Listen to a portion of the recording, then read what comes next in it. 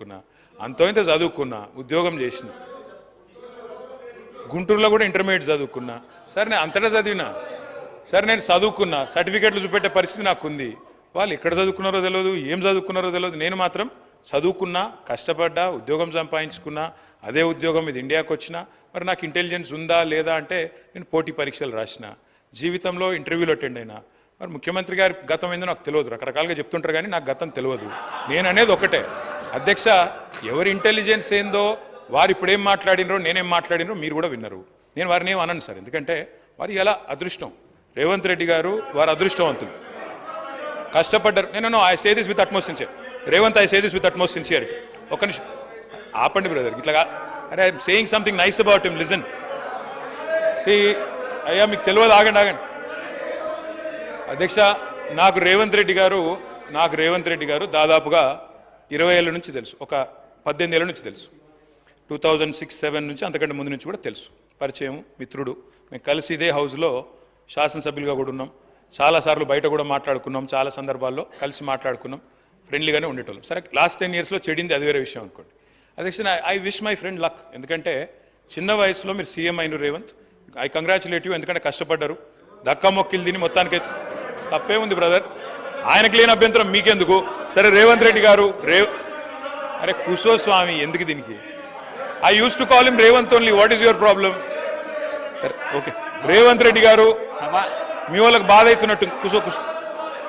అధ్యక్ష, సభానాయకుడిని ఆయనకు లేని బాధ మీకెందుకు స్వామి. అధ్యక్ష, రేవంత్ రెడ్డి గారికి, అరే నేనేమన్నా భయ్, అరే నేనేమన్నా అసలు. Okay, I withdraw my word, కూర్చోండి, ఐ విత్డ్రా మై వర్డ్, కూర్చో, I withdraw my word sir. ఏకవచనంతో వారిని సంబోధించినందుకు బాధ కలిగితే I withdraw my word. KTR garu సభానాయకుడిని ఏకవచనంతో వాడొద్దనేది సాంప్రదాయం మీకు కూడా తెలుసు, ఎందుకంటే మీరు సీనియర్ శాసనసభ్యులు, మీరు అది విత్డ్రా చేసుకున్నారు, సంతోషం. ప్లీజ్ కూర్చోండి సార్. స్పీకర్ సార్, వారిలాగా నేనేమి ఇట్లా అనలేదు అట్లాంటి పనులు ఏం చేయలేదు. నేనేమంటున్నా అంటే అగౌరవంగా నేను మాట్లాడలేదు. I have the composure and dignity to address the honorable chief minister as chief minister. He was a friend. So ఒకసారి ఏదో పొరపాటున నోరు జారి రేవంత్ అన్నాను, దానికి మీకు బాధ అయితే నేను విత్డ్రా చేసుకుంటున్నా అని చెప్తాను. Okay right. ఇక వారు కొన్ని ప్రశ్నలు అడిగారు అధ్యక్ష, వారికి నేను చెప్పాలి అధ్యక్ష. వారు అన్నారు, మరి నేను ఇట్లా చేయాలనుకుంటున్నాను, ల్యాండ్ ఎక్విజిషన్, తర్వాత అక్కడ హెల్త్, టూరిజం, స్పోర్ట్స్, స్కిల్స్, ఇంకా చాలా చెప్పారు. I welcome it sir, we welcome it. South Telangana, south of Hyderabad should be developed. My friend has been fighting for it. Akbar Owaisi sahab, Pahadi शरीफ के पास, मामडीपल्ली के पास भी अपना एक इरादा था, एक मंशा था कि वहाँ पे भी IT पार्क बनाए. मैं रिक्वेस्ट करना चाहता हूँ चीफ मिनिस्टर साहब से, आप पहाड़ी शरीफ पे भी करिए, जरूर करिए. अगर माहेश्वरम पे भी करिए, पहाड़ी शरीफ पे भी करिए. साहब मैं एक और चीज़ भी कहना चाहता हूँ. వారు అన్నారు, రేపు సవిత గారు రావాలి, మీరు కూడా రండి, పార్టిసిపేట్ చేయండి. ప్రోటోకాల్ పాటిస్తే తప్పకుండా వస్తాం. ప్రోటోకాల్ పాటించండి, వారిని పిలవండి. మేము మీ దగ్గర కూడా వచ్చినాం సార్. ఓడిపోయిన వాళ్ళని తీసుకొచ్చి అక్కడ కూర్చోబెట్టి వేదిక మీద ఓడిపోయిన వాళ్ళు కింద మాత్రం పరాజితులు, వేదిక మీద విజేతలు కింద అంటే తప్పు సార్. అది ఈ హౌస్లో అందరికీ ఒకటే రకమైన మర్యాద ఉండాలి.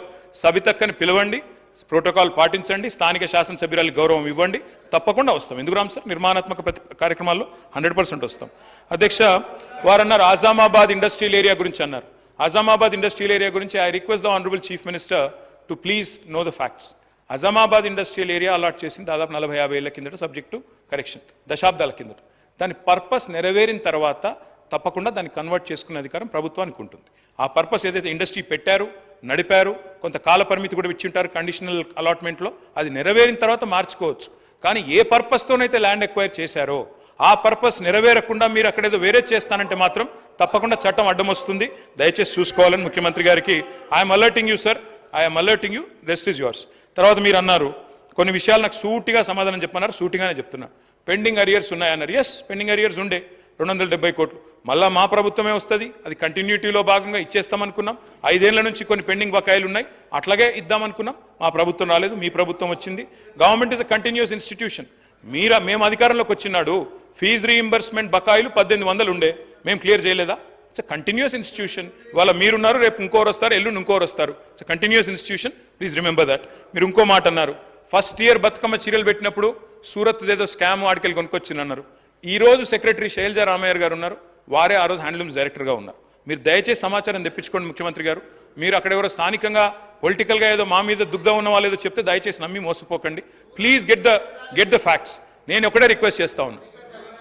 నేను సూటిగా అడిగిన ప్రశ్న, మీరు సిరిసిల్ల చేనేత కార్మికులతోని నేయించలేదు, సిరిసిల్ల కార్మికులకు ఇవ్వలేదు పని, సూరత్ నుంచి కొనుగోలు చేసినని నేను నిర్దిష్టమైన ఆరోపణ చేస్తున్నా. ఇప్పుడు కూడా నేను ఆ మాట కట్టుబడి ఉన్నా. ఈరోజు ఎక్కడైతే సూరత్ నుంచి కొనుగోలు చేసిండ్రో వాటన్నిటిని కూడా నేను నిరూపిస్తాను. వారు సూరత్ నుంచి కొన్నరా లేదా సమాధానం చెప్పకుండా ఒక అధికారి పేరుని ఇక్కడ వారు, ఎందుకంటే అధికారుల పేర్లు ప్రస్తావిస్తే అధికారులు సభలోకి వచ్చి మాట్లాడలేరు అధ్యక్ష. అధికారుల పేర్లు తీసుకోవాలన్నా తీసుకోకూడదా, తీసుకోవాలంటే స్పీకర్ అనుమతి ముందస్తుగా తీసుకోవాలన్నా లేదా, ఈ అంశాలన్నీ గొప్ప గొప్ప చదువులు చదువుకున్న ఆయనకు మరి తెలుసో తెలియదో నాకు తెలియదు. నేనైతే కొండారెడ్డిపల్లిలో చదువుకున్నా, తాండ్రలో చదువుకున్నా, వనపర్తిలో చదువుకున్నా, హైదరాబాద్లో చదువుకున్నా, అన్ని గవర్నమెంట్ స్కూళ్ళలో చదువుకున్నా అధ్యక్ష. నేను జడ్పీహెచ్ఎస్లో చదువుకున్నా. నేను గుంటూరు పోలేదు. నేనేమో జ్ఞానం కోసం పక్క రాష్ట్రాలకు పోయి చదువుకోలే.